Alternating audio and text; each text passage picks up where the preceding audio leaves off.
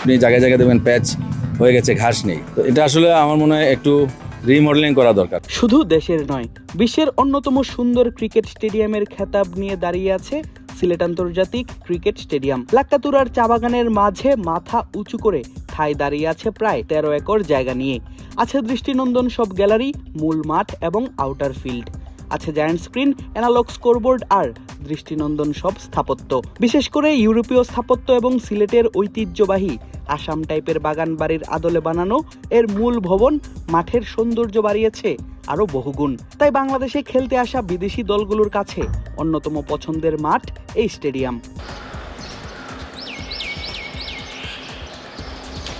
দুটি পাতার একটি কুড়ির এই সিলেট শহর দেশের ভ্রমণপ্রেমীদের অন্যতম পছন্দের ডেস্টিনেশন। এর সঙ্গে যুক্ত হওয়া এই স্টেডিয়াম দর্শকদের ঘুরতে আসার আগ্রহকে বাড়িয়েছে আরও বহুগুণ। তবে নানান স্থাপত্যের মাঝেও মাঠের মূল আকর্ষণ এর গ্রিন গ্যালারি। টিলা কেটে বানানো হয়েছে দর্শকদের বসার জায়গা। আছে সবুজের সমারোহ, প্রকৃতি বিছিয়েছে ঘাসের কার্পেট। নিজেদের মতো করে বসে খেলা উপভোগ করতে করতে দারুণ সময় এখানে কাটাতে পারেন খেলা দেখতে আসা দর্শকরা। কিন্তু সরজমিনে সেই গ্রিন গ্যালারির হাল দেখে চক্ষু চড়ক গাছ। 5+ স্টার রেটিং প্রাপ্ত দেশের সর্বোচ্চ বিদ্যুৎ সাশ্রয়ী ওয়ালটন এসি। স্মার্ট কমফোর্ট এখন নেক্সট লেভেলে। চলছে বৃষ্টির মৌসুম, গড়ে প্রায় প্রতিদিনই মাঝারি থেকে ভারী বর্ষণ হচ্ছে পুরো সিলেট জুড়ে। ব্যতিক্রম নয় এই লাক্কাতুরার স্টেডিয়ামও। প্রকৃতি উজাড় করে বরিশ ধারা ঢেলে যাচ্ছেন এখানে।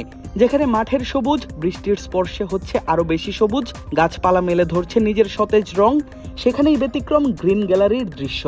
ভরা বৃষ্টির সময়েও দেখা গেল ঘাস কম গ্যালারিতে, জায়গায় জায়গায় বের হয়ে আছে মাটি।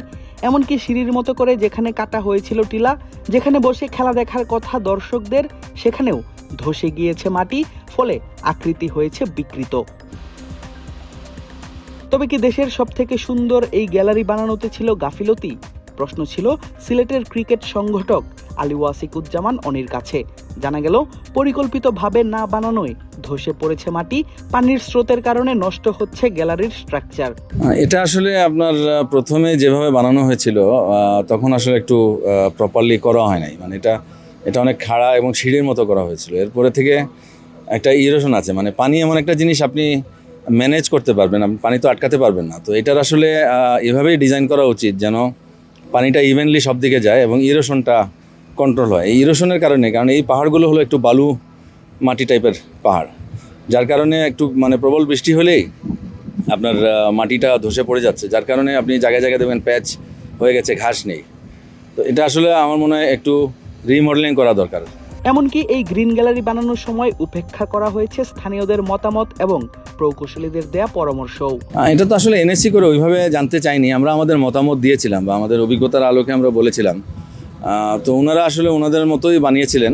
এটা আমার যতদূর মনে পড়ে 13 সালের দিকে এখানে শাহজাহান ইউনিভার্সিটি থেকে দুজন সয়েল সায়েন্সের প্রফেসরও আসছিলেন, ওনারাও পরামর্শ দিয়েছিলেন। আসলে ওইটা তখন যারা কাজ করেছেন ওটা ওনারা অ্যাকসেপ্ট করেন নাই। বিশ্বের বিভিন্ন দেশেই দেখা মেলে এমন গ্রিন গ্যালারির। নিউজিল্যান্ড, সাউথ আফ্রিকা কিংবা ক্যারিবিয়ান বিভিন্ন স্টেডিয়ামে এমন ধরনের গ্যালারির রক্ষণাবেক্ষণের জন্য নিয়োগ দেওয়া হয় গার্ডেনারের। তবে সিলেটে নেই এমন কিছু। পুরো মাঠের দায়িত্বে একজন মালি থাকলেও আলাদা করে নজর দেওয়া হয় না দেশের সবথেকে সুন্দর মাঠের এই সুন্দরতম গ্যালারির দিকে। গ্রিন গ্যালারির দায়িত্ব বিশেষায়িত কোনো প্রতিষ্ঠানকে দেওয়ার দাবি এই ক্রিকেট সংগঠকের। আমাদের এখানে আসলে সিলেট স্টেডিয়াম একটু আন্ডার স্টাফ বলতে গেলে। আমাদের যে একজন মালি আছে সেই আসলে পুরো স্টেডিয়ামেরই সব রক্ষণাবেক্ষণ করে। আর এই গ্রিন গ্যালারির প্রয়োজন বোধে আমাদের গ্রাউন্ডসম্যানদের সাহায্য নেওয়া হয়, বাট ওইভাবে ডেডিকেটেড বা আপনার যদি বলেন গ্রিনিং করার যে কোনো ধরনের প্রজেক্ট, ধরেন আপনি দেখবেন বিভিন্ন প্রতিষ্ঠানও আপনার একটা গ্রিনিং একটা কোম্পানির সাথে চুক্তি করে বা এক ধরনের একটা ডিজাইন থাকে ল্যান্ডস্কেপিংয়ের। এখানে আসলে ওইভাবে ল্যান্ডস্কেপিংয়ের কোনো ডিজাইন করা হয়নি, এটা করলে আসলে ভালো হবে। যাদের হাত ধরে আধুনিকায়ন করা হয়েছে সিলেট স্টেডিয়ামের, তাদের মাঝে অন্যতম সিলেট বিভাগীয় ক্রীড়া সংস্থার সাবেক পরিচালক এবং বাংলাদেশ ক্রিকেট বোর্ড বা বিসিবির সাবেক পরিচালক আহমেদ সাজ্জাদুল আলম ববি। শীতকালে সবুজ এই গ্যালারির কন্ডিশন আরও খারাপ থাকে বলে মত তারও। এটা আসলেই দেখতে যাতে সুন্দর থাকে সেটা চেষ্টা থাকা উচিত। এখন তাও তো ঘাস টাস আছে, অত খারাপ লাগে না। আপনি কিছুদিন পরে আসেন, শীতকালে যখন আসবেন তখন কিন্তু দেখবেন এইসব সবুজের কোনো রেশও নেই, তখন আসলেই খারাপ লাগে। বাট এইটা মেনটেন করে ঠিক মানে সেভাবে দৃষ্টিনন্দন অবস্থায় রাখাটা, এটা চেষ্টাটা থাকা উচিত। এবং এটা যারা এক্সপার্ট, আমি নিজে তো ধরেন গ্রাউন্ডস কমিটিতে নাই, আর এখন আমি ক্রিকেট বোর্ডের সাথেও নাই।